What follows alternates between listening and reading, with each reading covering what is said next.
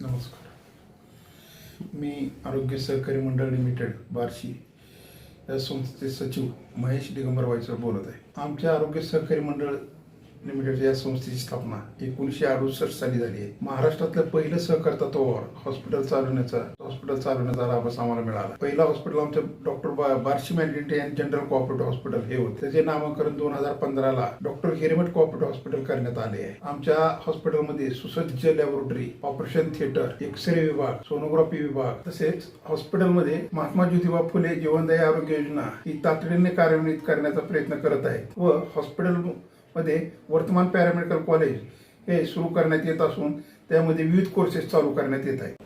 तरी विद्यार्थ्यांनी आपले करिअर घडविण्यासाठी इथे प्रवेश घेऊन या संधीचा लाभ घ्यावा.